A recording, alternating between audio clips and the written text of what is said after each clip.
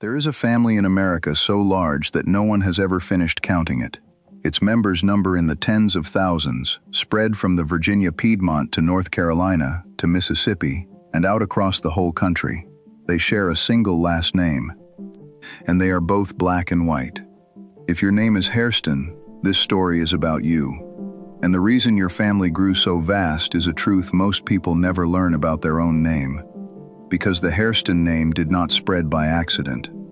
It spread through one of the largest slaveholding dynasties the American South ever built, and through the people that dynasty enslaved, who carried the name out of bondage and made it their own. Today, the descendants of the enslaved and the descendants of the enslavers answer to the same name, and once in a while some of them sit down to dinner together. Stay with me, because by the end, you will know what your surname is really a record of, and exactly how to find your own thread inside it. Let's start with the scale, because it is almost hard to believe.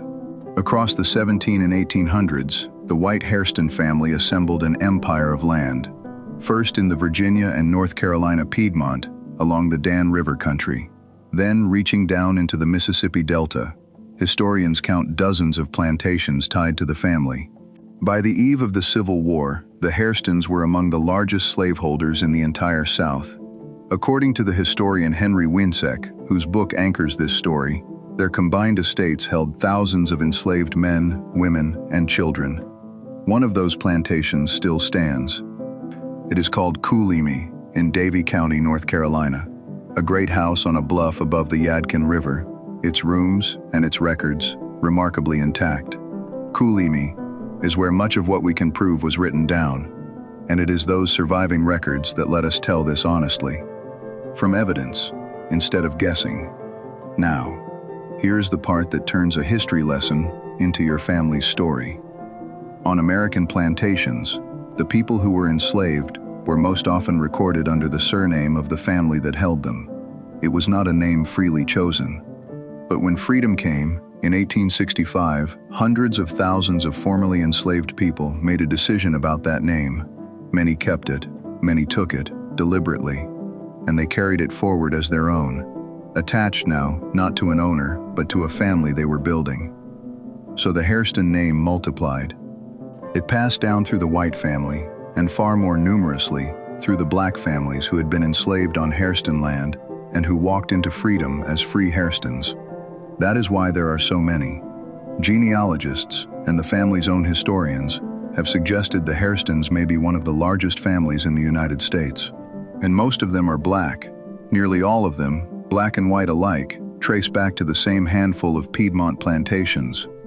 If you want to understand what that really means, don't look at a number, look at one man. His name was Jester Hairston.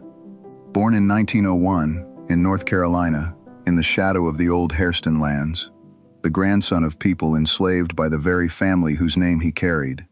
And what he did with that name is extraordinary.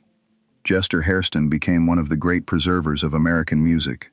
He studied at Tufts and at Juilliard, and then he gave his life to the spirituals, the songs his own enslaved ancestors had sung, arranging them, teaching them, carrying them to choirs on 4 continents so that they would never be lost. If you have ever heard the Christmas song, Mary's Boy Child, Jester Hairston wrote it. The soaring amen that Sidney Poitier sings in Lilies of the Field, that is his hand. He worked in Hollywood for 50 years, and late in life, a whole new generation met him, as Rollie Forbes, on the television series, Amen. He lived to 98. And here is the thing about Jester Hairston. He went looking for his own roots, back through the plantations, back through records like the ones at Cooleemee, and in doing so, he came face to face with the white Hairstons, the descendants of the people who had enslaved his own. He did not turn away. He sat with them. He compared histories.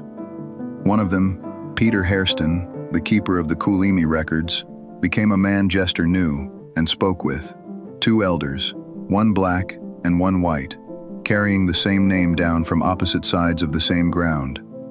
That whole vast family was documented in 1999 by Henry Wiencek.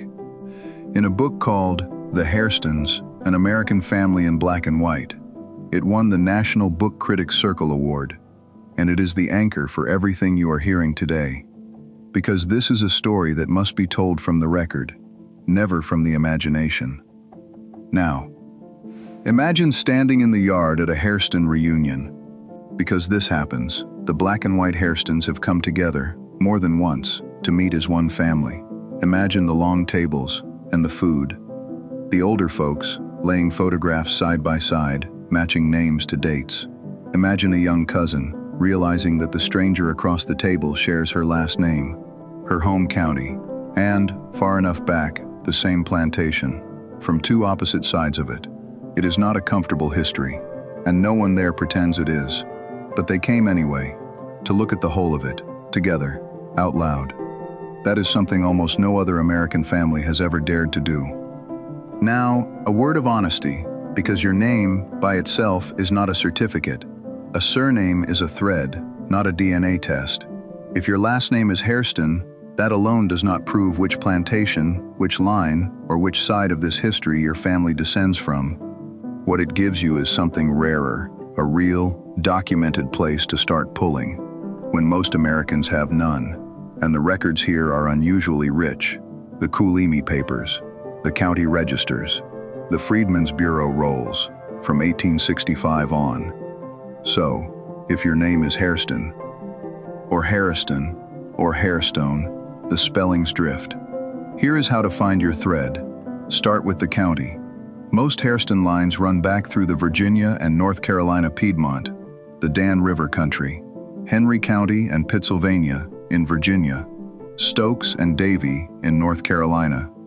Find the oldest Hairston you can name and look for them in the census. If they appear free, before 1865, you may descend from a free family. If they first appear as free in the 1870 census, that record is telling you something profound, that your ancestors were emancipated, and that the name was carried out of slavery into freedom by your own people, on purpose. Either way, the name in your mouth is a record. Somebody kept it. Somebody meant to. And where did the name come from, before any of this?